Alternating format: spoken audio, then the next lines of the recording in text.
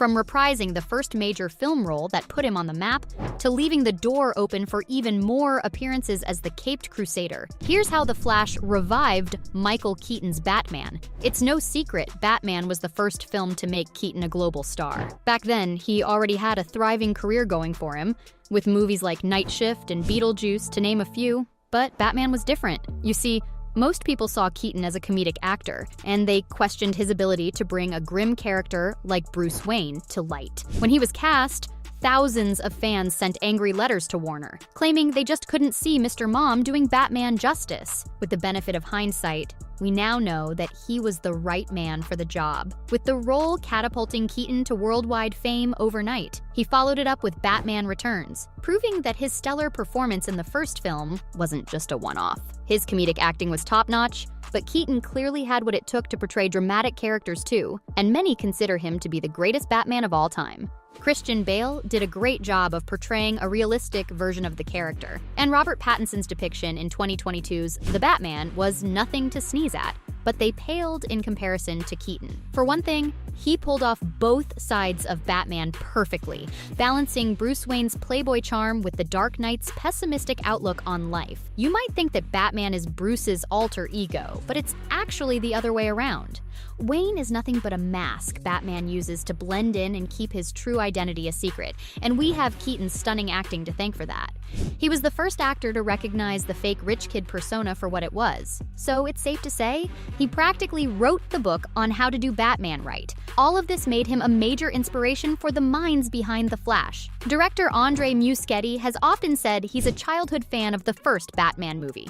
He's one of many that thinks of Keaton as the best Dark Knight ever, and his sister, Barbara, seems to agree. She's a producer on the film, and Batman was apparently the first movie she ever saw in theaters on opening day. The unforgettable experience had a lasting impact on the siblings, so when the time came to kick off The Flash's production, they felt that bringing Keaton back was the obvious choice. But wait, Keaton stopped playing Batman decades ago, with Batman Returns serving as his last outing as the Dark Knight. Plus, now that Ben Affleck supposedly plays the DCEU's official Batman, how exactly is Keaton coming back after all these years? Well, it all has to do with The Flash's unique plot. So, in the comics, there was a major crossover event called Flashpoint which wreaked havoc with the timeline. Barry Allen wanted to go back in time to save his mother, and in doing so, he changed the very fabric of reality. He comes back to the present only to find that it's nothing like the world he left behind, so he has to undo his actions, rebooting the timeline in the process. That's basically the premise of the Flash movie as well. And all that timeline hopping meant that the DCU's Barry Allen could easily end up in an alternate universe, one where Keaton was the one and only Batman.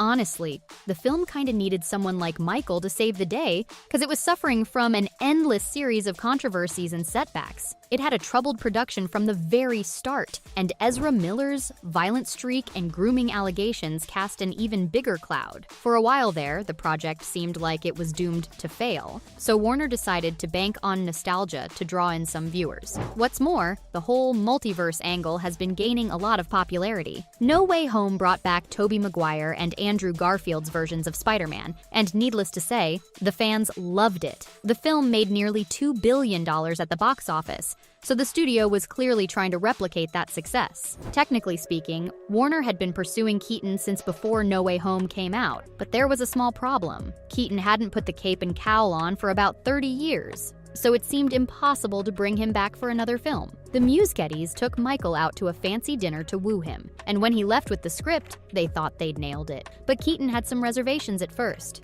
though not for the reasons you're thinking of. At the time, the pandemic was in full swing when talks were underway, and Michael was worried about catching the virus during such a big production. But what changed his mind, you ask?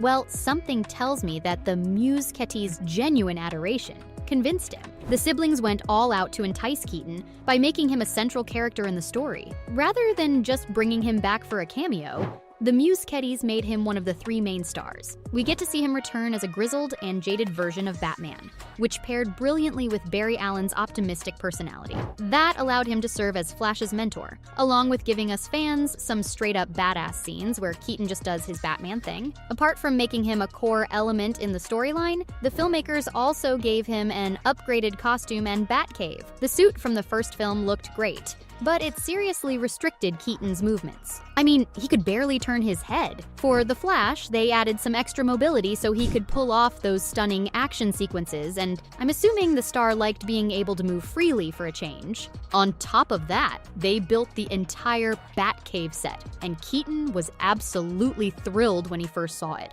You've got to understand, the set of the original film only had pieces of the Batcave, whereas The Flash had the budget to build the whole thing from the ground up. The day he walked on set in the Batsuit made everyone tear up, and according to the Muschietti, the whole cast and crew were shocked into silence. It must have been a sight to see, with Keaton himself getting pretty emotional too. As soon as he got a look at the Batcave, he started taking pictures to show his grandson, and honestly, that's enough to make a grown man cry.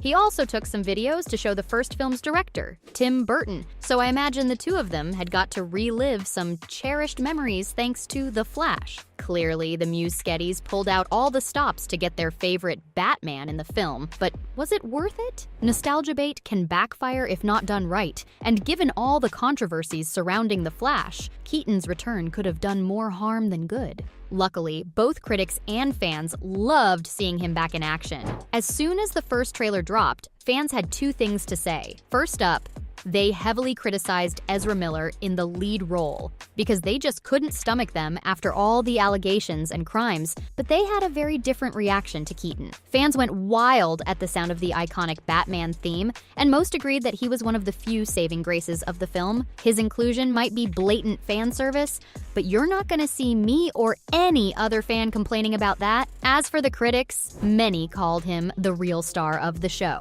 His performance was certainly a tribute to the first film's legacy, but Keaton switched things up with some wryly, humorous catchphrases without sacrificing any of his intensity.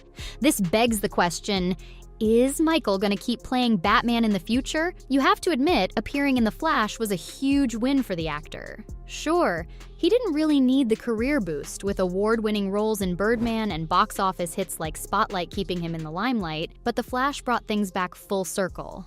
Considering how he saved The Flash from crashing and burning, it makes sense that he'd get to play Batman in the new and improved DCU. At the end of the day, it all depends on James Gunn and Peter Safran. The co-CEOs of DC Studios hinted that this isn't the last we'll see of Keaton's Batman, especially with the multiverse revealing the existence of multiple timelines. Admittedly, there's a lot going against him too, like the cancellation of Batgirl and James Gunn's desire for a unified, streamlined DCU. But the fans clearly can't get enough of the guy, and I seriously doubt The Flash would have gotten released without him. I think both Keaton and the fans deserve more of him as Batman, but we'll just have to wait until Gunn gets his DCU launch out of the way first. So from rumors that he'd return to the role in the future to honoring the legacy of his first global hit as an actor, this was how The Flash revived Michael Keaton's Batman.